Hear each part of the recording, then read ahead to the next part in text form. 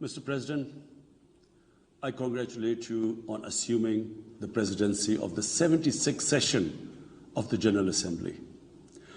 I also wish to express appreciation for the significant achievements of your predecessor, Volkan Bozkır, who guided the Assembly skillfully under the difficult circumstances imposed by the COVID-19 pandemic. Mr. President, the world is facing triple challenge of the COVID-19, the accompanying economic crisis, and the threats posed by climate change. The virus does not discriminate between nations and people and kept the economy afloat. Over 15 million families survived through a social protection program of Asas. Mr. President, climate change is one of the primary existential threats that our planet faces today. Pakistan's contribution to global emissions is negligible, yet we are among the 10 most vulnerable countries to the effects of climate change in the world.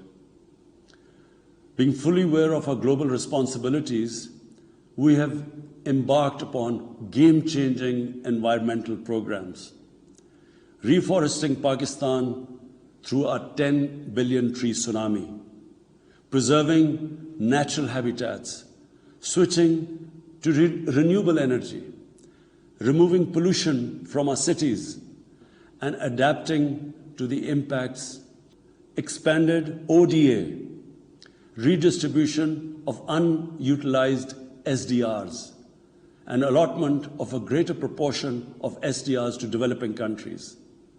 And finally, provision of climate finance. 3, we must adopt clear investment strategies which help alleviate poverty, promote job creation, build sustainable infrastructure, and of course, bridge the digital divide. I propose that the Secretary General convene an SDG summit in 2025 to review and accelerate implementation of sustainable development goals.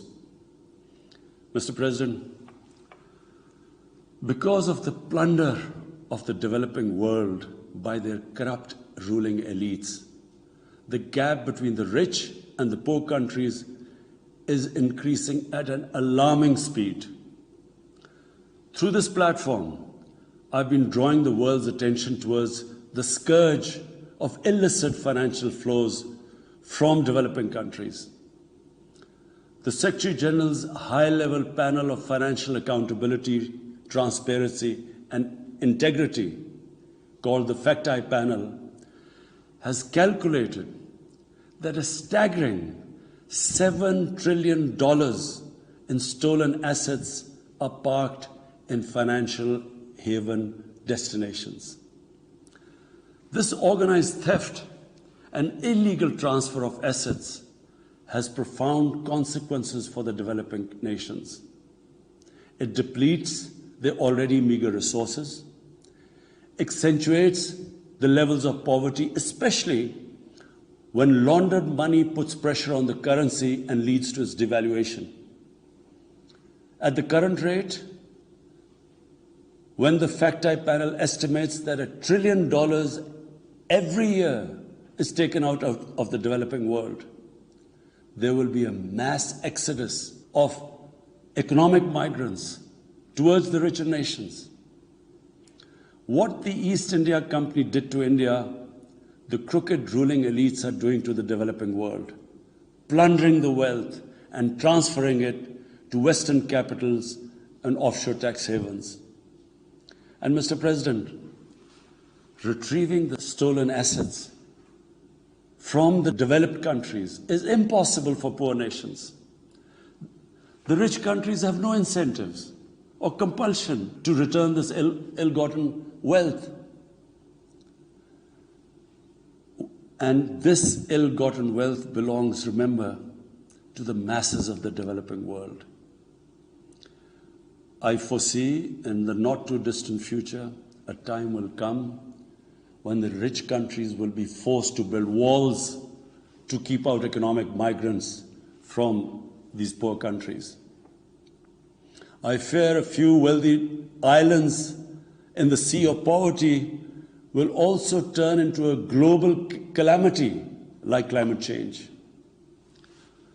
The General Assembly must take steps meaningfully to address this deeply disturbing and morally repugnant situation, naming and shaming the haven destinations and developing a comprehensive legal framework to halt and reverse the illicit financial flows are most critical actions to stop this great economic injustice. And at a minimum, the recommendations of the Secretary General's Fact-Type panel should be fully implemented. Mr. President, Islamophobia is another pernicious phenomenon that we all need to collectively combat. In the aftermath of the 9/11 terrorist attacks, terrorism has been associated with Islam by some quarters. This has increased the tendency of right-wing, xenophobic and violent nationalists, extremists and terrorist groups to target Muslims. The UN Global Counter-Terrorism Strategy has recognized these emerging threats. We hope the Secretary General's report will focus on these new threats of terrorism posed by Islamophobes and right-wing extremists. I call on the Secretary General to convene a global dialogue on countering the rise of Islamophobia. Our parallel efforts at the same time should be to promote interfaith harmony, and they should continue. Mr. President, the worst and most pervasive form of Islamophobia now rules India. The hate-filled Hindutva ideology propagated by the fascist RSS-BJP regime has unleashed a reign of fear and violence against India's 200 million Muslim-strong community. Mob lynching by cow vigilantes, frequent pogroms such as the one in New Delhi last year, discriminatory citizenship laws to purge India of Muslims, and a campaign to destroy mosques across India and obliterate its Muslim heritage and history are all part of this criminal enterprise. New Delhi has also embarked on what it ominously calls the final solution for Jammu and Kashmir dispute. It has undertaken a series of illegal and unilateral measures in occupied Jammu and Kashmir since 5th August 2019. It has unleashed a reign of terror by an occupation force of 900,000. It has jailed senior Kashmiri leadership, imposed a clampdown on media and internet, violently suppressed peaceful protest, abducted 13,000 young Kashmiris and tortured hundreds of them. It has extrajudicially killed hundreds of innocent Kashmiris in fake encounters and imposed collective punishments by destroying entire neighborhoods and villages. We had unveiled a detailed dossier on gross and systematic violations of human rights by the Indian security forces in occupied Jammu and Kashmir. This repression is accompanied by illegal efforts to change the demographic structure of the occupied territory and transform it from a Muslim majority into a Muslim minority. Indian actions violate the resolutions of the United Nations Security Council on Jammu and Kashmir. The resolutions clearly prescribe that the final disposition of the disputed territory should be decided by its people through a free and impartial plebiscite held under the UN auspices. India's action in occupied Jammu and Kashmir also violate international human rights and humanitarian laws, including the 4th Geneva Convention, and amount to war crimes and crimes against humanity. It is unfortunate, very unfortunate, that the world's approach to violations of human rights lack even-handedness and even are selective.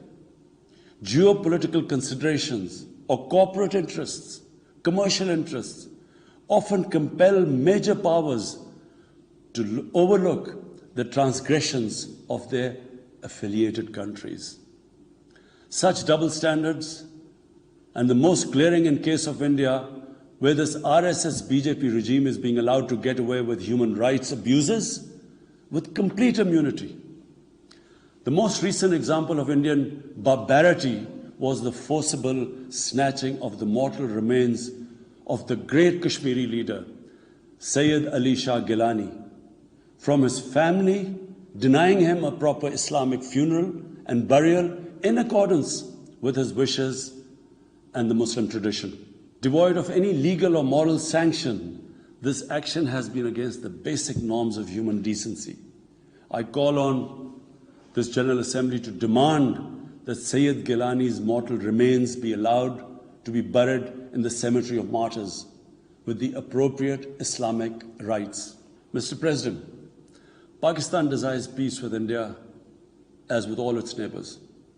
But sustainable peace in South Asia is contingent upon resolution of the Jammu and Kashmir dispute in accordance with the relevant United Nations Security Council resolutions and the wishes of the Kashmiri people. Last February, we reaffirmed the 2003 ceasefire understanding along the line of control. The hope was that it would lead to a rethink of the strategy in Delhi. Sadly, the BJP government has intensified repression in Kashmir and continues to vitiate the environment by these barbaric acts. The onus remains on India to create a conducive environment for meaningful and result-oriented engagement with Pakistan. And for that, it must do, number one, reverse its unilateral and illegal measures instituted since 5th August 2019. Secondly, stop its oppression and human rights violations against the people of Kashmir. And three, halt and reverse the demographic changes in the occupied territory. It is also essential to prevent another conflict between Pakistan and India. India's military buildup, development of advanced nuclear weapons, and acquisition of destabilizing conventional capabilities can erode mutual deterrence between the two countries. And now, Mr. President, I want to talk about Afghanistan. The current situation in Afghanistan, for some reason, Pakistan has been blamed for the turn of events by politicians in the United States and some politicians in Europe. From this platform, I want them all to know the country that suffered the most, apart from Afghanistan, was Pakistan when we joined the US war on terror after 9/11. 80,000 Pakistanis died. $150 billion was lost to our economy. There were 3.5 million internally displaced Pakistanis. And why did this happen? In the 80s, Pakistan was a frontline state in fighting against the occupation of Afghanistan. Pakistan and the United States trained Mujahideen groups to fight for the liberation of Afghanistan.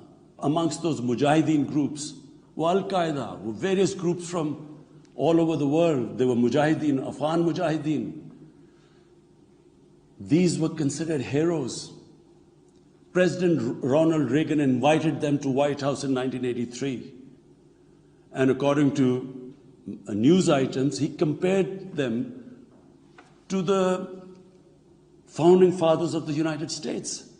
They were heroes. Come 1989, the Soviets leave. So do the Americans, abandon Afghanistan. Pakistan was left with 5 million Afghan refugees. We were left with sectarian militant groups which never existed before. But the worst cut of it was that a year later, Pakistan was sanctioned by the US. We felt used.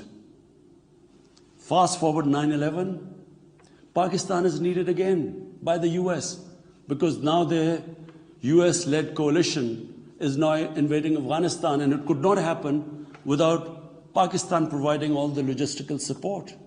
What happened after that? The same mujahideen that we had trained that fighting foreign occupation was a sacred duty, a holy war or jihad, they turned against us. We were called collaborators. They declared jihad on us.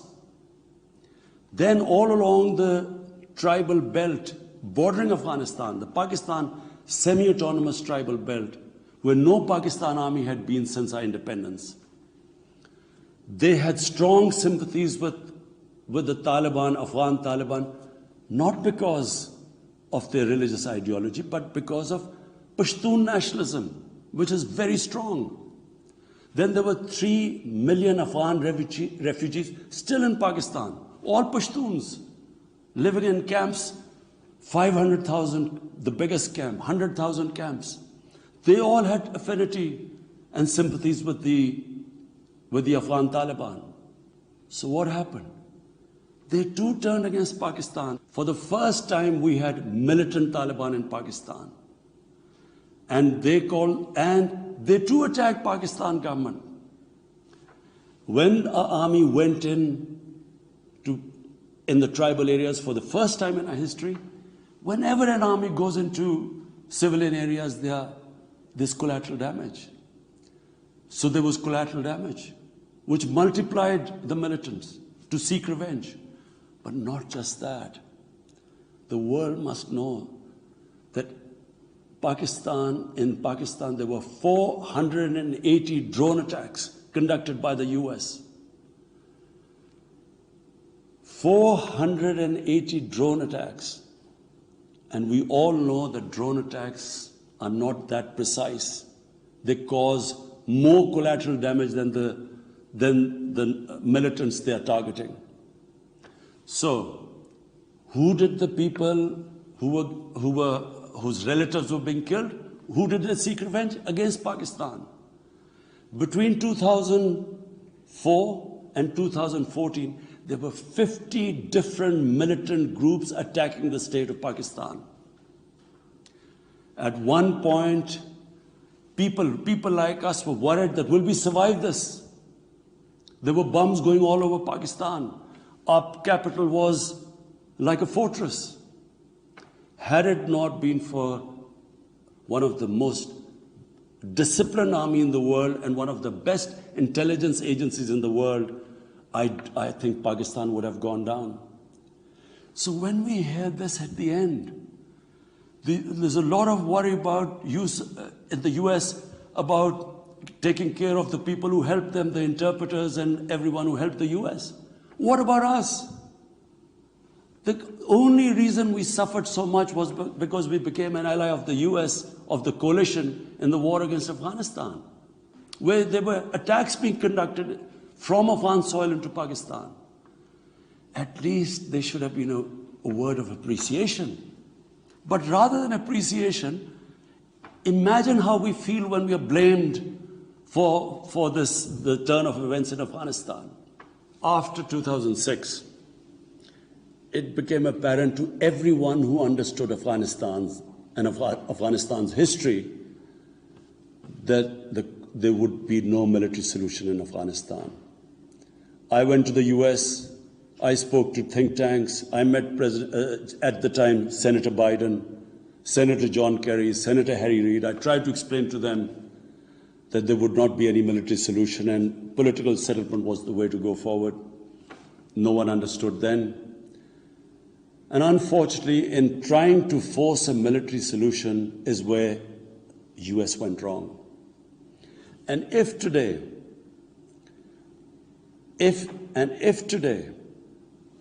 The world needs to know why the Taliban are back in power. All the world has to do is do a deep analysis of why 300,000 well-equipped Afghan army, and remember, Afghans are one of the bravest nations on earth.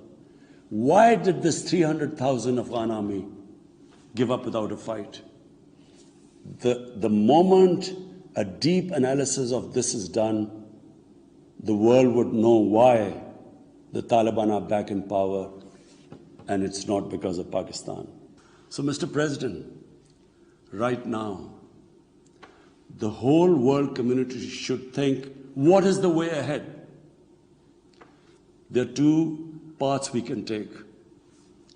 If we neglect Afghanistan right now, according to the UN, half the people of Afghanistan are already vulnerable.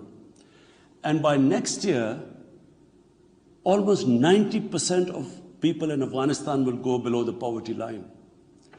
There's a huge humanitarian crisis looming ahead. And this will have serious repercussions, not just for the neighbors of Afghanistan, but it will have repercussions everywhere if a destabilized, a chaotic Afghanistan again becomes a safe haven for international terrorists. The reason why the US came to Afghanistan in the first place. So therefore, there is only one way to go. We must strengthen this current government, stabilize it, for the sake of the people of Afghanistan. What have the Taliban promised? They will respect human rights.